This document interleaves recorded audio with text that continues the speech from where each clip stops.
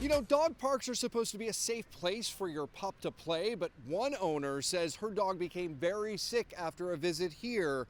She's now speaking out to warn others. This is Gus. Hi, Gus. Hi, buddy. And his owner, who asked not to be identified, no longer lets him into the Grange Park dog area after a recent trip here.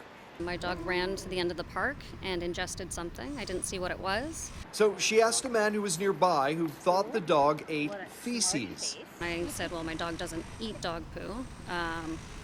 So he said, I don't think it is dog poo. I think it's human. And there was a pair of men's underwear nearby. Hours later, he couldn't stand up. He was shaking. His eyes were dilated, and he looked terrified. So I rushed him to the emergency clinic, and they informed me that he had ingested an addict's poo. Shocking to hear? Well, not to vets. How many cases do you see?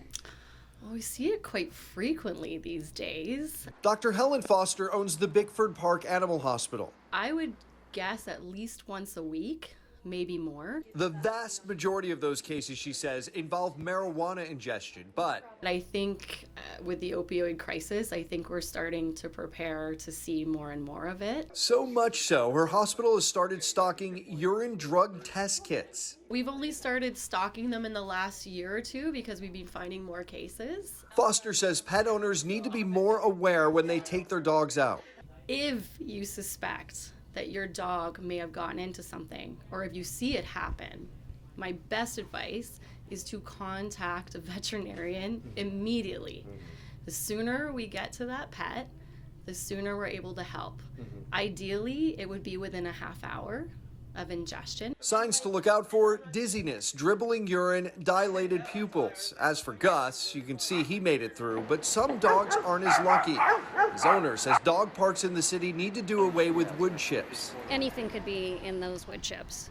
You just don't know. She now only takes her dog to a park with artificial turf.